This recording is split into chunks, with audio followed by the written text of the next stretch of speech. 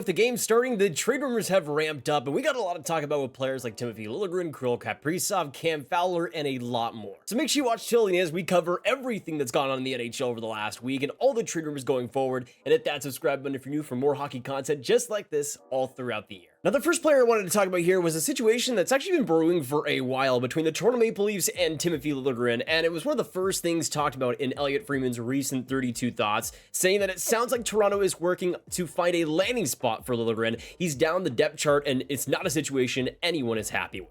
You can look at the Leafs lineup right now and look at their defense, and of course Liljegren is not in that top six. You have players like Simon Benoit and Connor Timmins ahead of him, and you can even make the case that Felipe Myers is ahead of him on the depth chart. With Liljegren, he ended up signing an extension that kicked in this year at $3 million.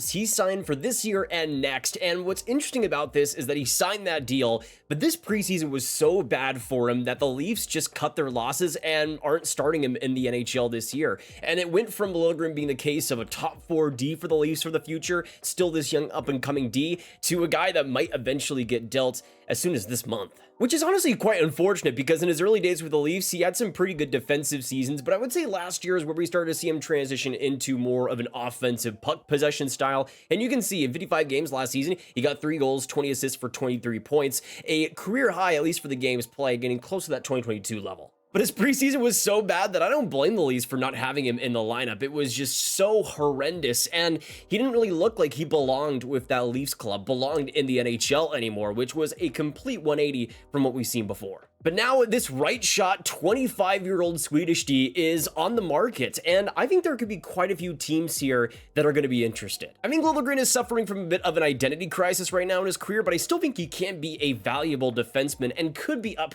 to a number 4 level in the NHL. I still think there's that potential in him. But what makes it a little bit harder to move him is that you've seen that cap hit increase, going from $1.4 million in his cap hit to $3 million for this year and next. So I think if they were to have made a trade last year, it would have been a lot easier, but there are still a lot of suitors out there. One team that makes a lot of sense to me is the Philadelphia Flyers, who we've heard a lot about a potential Rasmus Ristolainen trade to Toronto, how the Leafs have been really interested in him, and considering the defenseman that Brad Treliving has gone after, it would not surprise me to see Ristolainen added onto the team. Now, considering their offseason getting Oliver Ekman-Larsson, Chris Tanev, I think they're good on defensive D. I think they needed a puck mover.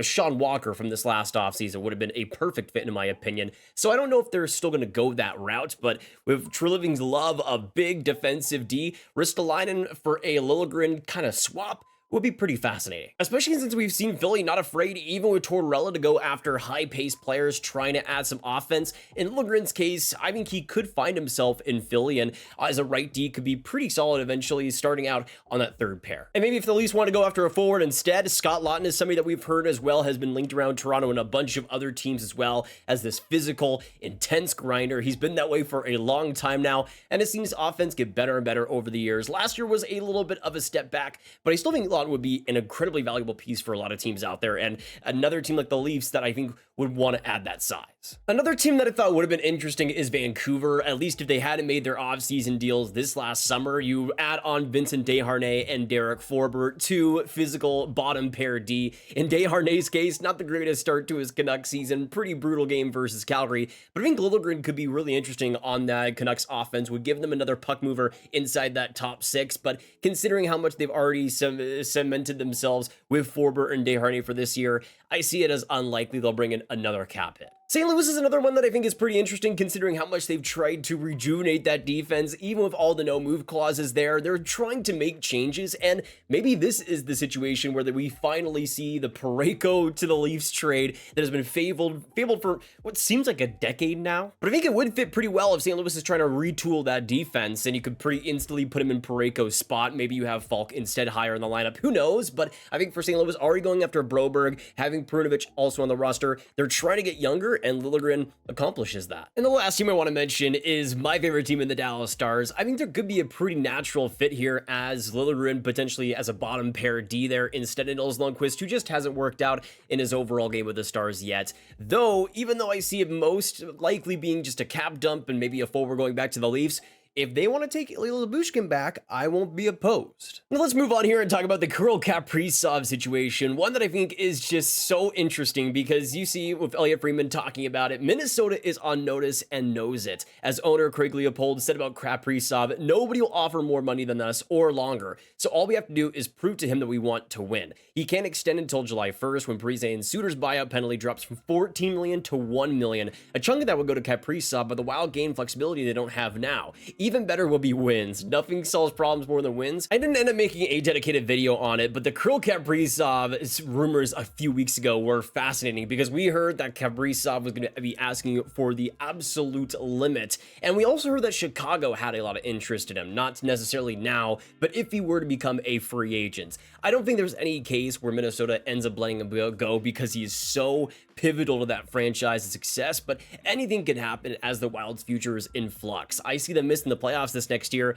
and if there's a situation where Kaprizov wants to win, Minnesota can't really make a case if they miss the playoffs again. I mean, in general, they can't really make the case that they're going to win a Stanley Cup. Not really a lot of success there, but we'll see what happens over the next couple of seasons because this is going to be a really big story here. Now, we also had this big segment in the 32 Thoughts article talking about the Anaheim Ducks and some of the moves that they could potentially make, saying that Pat Verbeek has two situations to rectify, John Gibson and Cam Fowler, talking about Gibson's health and saying Fowler will have trade interest. It is believed St. Louis took a long look at him, but it might take time for those without cap space. He's a good player who can help the team, and then also, interestingly, last I checked, it was quiet on the Trevor Zegras front, so all focus is on starting strongly for him, and then he goes on to say, Montreal's interest was heavily speculated all season, but has cooled since then. Not really too much of a surprise, since Montreal traded for Patrick Laine, I don't think they need to add another top-end skill piece, at least if Laine is going to be healthy after this next year, which is never a for sure thing.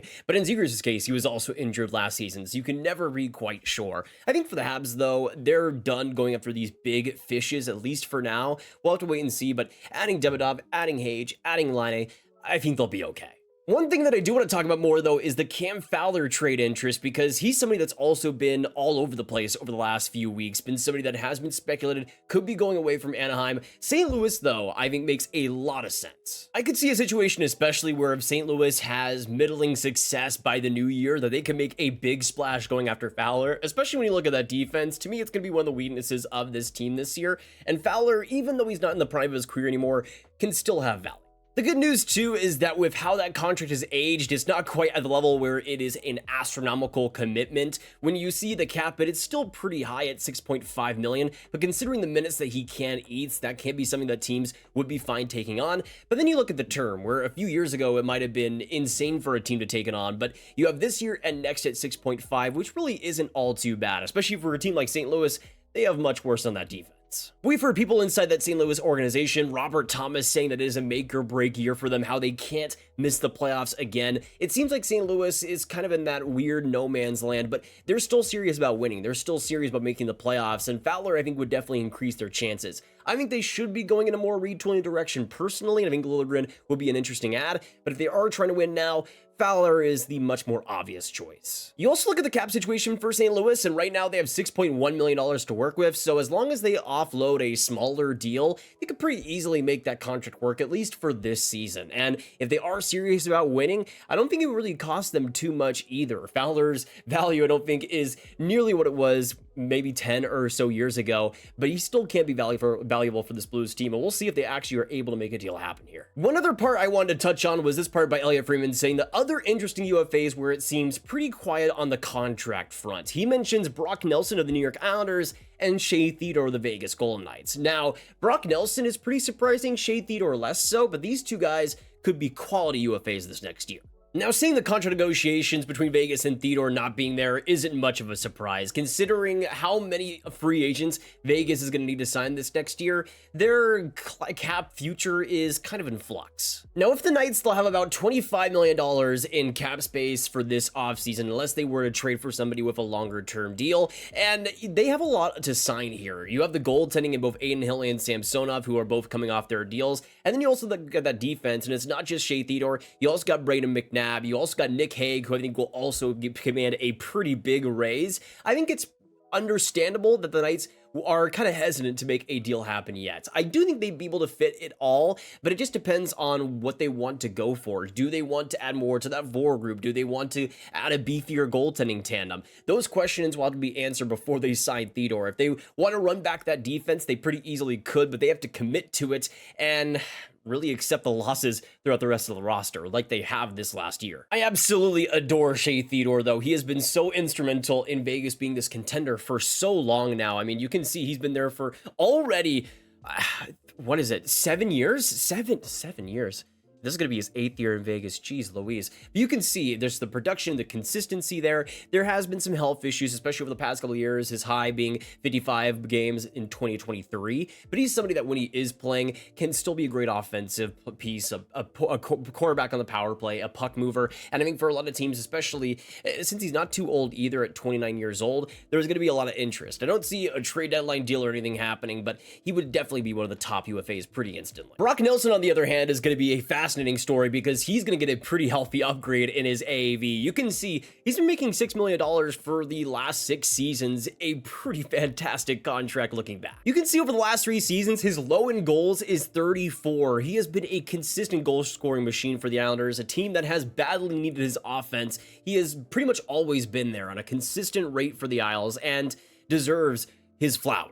Now for the Islanders, they'll have similarly about $23 million to work with this offseason, which I think gives them some flexibility, but you also look at especially the defensemen they're going to need to sign. You got both Noah Dobson and Alexander Romanov coming off their deals as RFAs. Now the fact that they are RFAs might lessen the AAV a little bit, but in Dobson's case, he has certainly elevated himself over the last year and a half to become this premier offensive defenseman. He's somebody I could see getting at least $4-5 million of an upgrade in his AAV. I could easily see a $9 million deal for Dobson, especially if the Islanders want to sign him long term. That's going to eat a big chunk of that cap. But considering how pivotal Brock Nelson is to that Islanders group, to especially the leadership there, I just don't see there being any situation where they don't re-sign him. Now we're going to go into the goaltending section here because I wanted to talk about the Demko situation because his health has kind of been in question to start out this season. Elliot Friedman talking about it. It doesn't make sense to guess timelines for Demko. One of the things everyone involved realizes is that whenever his recovery is pushed too far or too hard,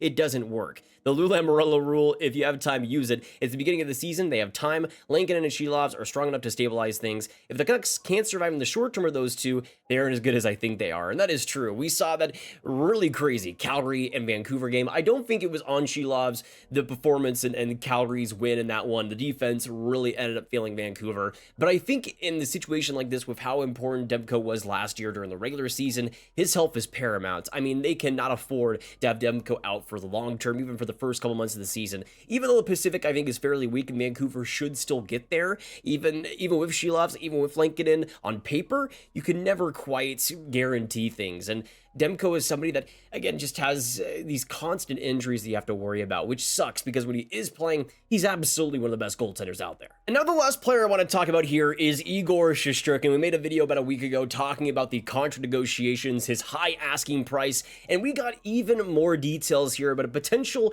rejected contract from Shesterkin with the Rangers. Kevin Weeks ended up reporting that the Rangers, that Igor Shesterkin turned down the latest offer from the team, a substantial deal worth $11 million per season. Now, we heard some rumors out there from Molly Walker that Shesterkin was asking for upwards of $12 million. Well, it seems like that's true. As Weeks mentions, it would have made him the highest paid goalie in the entire league's history, surpassing Carey Price, Sergei Bobrovsky, and those other goaltenders that got the $9-10 million range. It would have easily put him in a league of his own, and he still rejected it. In this article, they point out that Elliot Friedman reported on the 32 Thoughts podcast that he believes Shesterkin might be seeking over $12.5 million annually. The Rangers also have been informed the netminder won't negotiate after the season starts, and the Rangers play against the Pittsburgh Penguins on Wednesday. They pretty easily won that game, but $12.5 million is just an insane number. I mean, in that last video, we talked about $12 million and how I thought that was a little bit ridiculous for Shesterkin. Even though he is probably the best goaltender in the league when he is at his best right now, he's somebody that could stranglehold the Rangers and their cap for the future. I feel like in Shesterkin's case, you might as well ask for it. You're right in the prime of your career, and you could pretty easily, I think, get around $12 million on the open market. I think some team is going to be willing to give that type of money for him. and we'll see if it's the Rangers in the end. But I'd love to know down below what you guys think of this Shesterkin situation. Do you think he'll get signed? Do you think he goes to free agency with that asking price? I would love to know your thoughts down below. And also, let us know your thoughts on all the rest of the rumors we talked about today with Liljegren, with all the other players. Let me know all your thoughts down below. And of course, hit that like button, hit that subscribe button, hit that notification bell if you haven't already. Share the video with all the hockey fans you guys know online, and click on this card for more rumor content just like this for all the content you can binge all in one place. Thank you guys so much for watching, though, and I will catch you guys in the next one. Have a great hockey day, and goodbye.